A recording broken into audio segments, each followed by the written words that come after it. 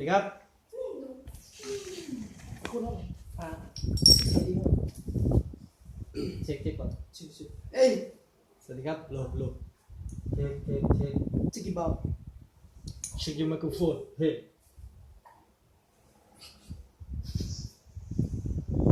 นายเหรอเดี๋ยวแป๊บเดียวพร้อมแล้ว หมดเลยเกินไปดิ โอ้ได้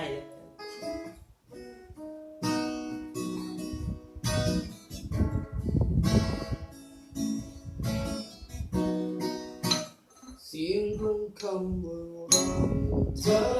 คงไม่เข้าใจใช้แววตาอย่างไร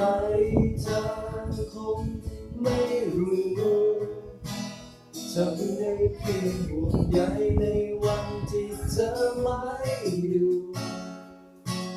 แม้ลึกๆเธอรู้ว่าเธอมีใครวันที่เธอปล่อยมือใจฉันเองแท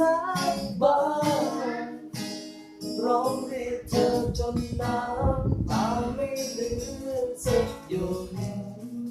ย่าทิ้งฉันไปได้ไหมอย่าทำอย่างนี้ได้โปรด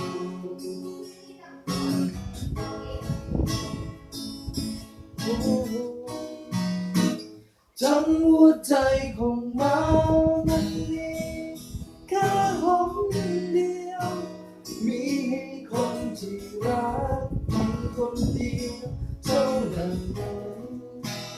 แม้ว่าจะเคยทิ้งยังคงรอคอยนับวันคนที่หวังรักจะกลับมาเหมือนเคย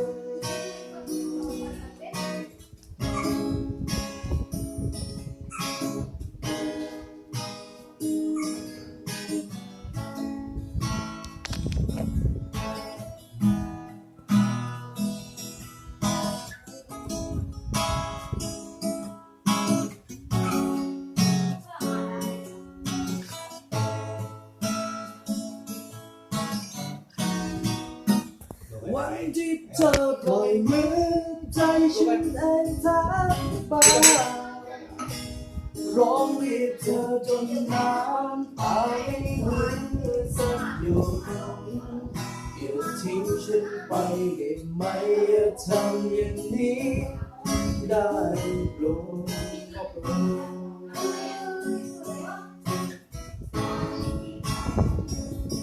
โอ้โหทั้งหัวใจของเรามันมี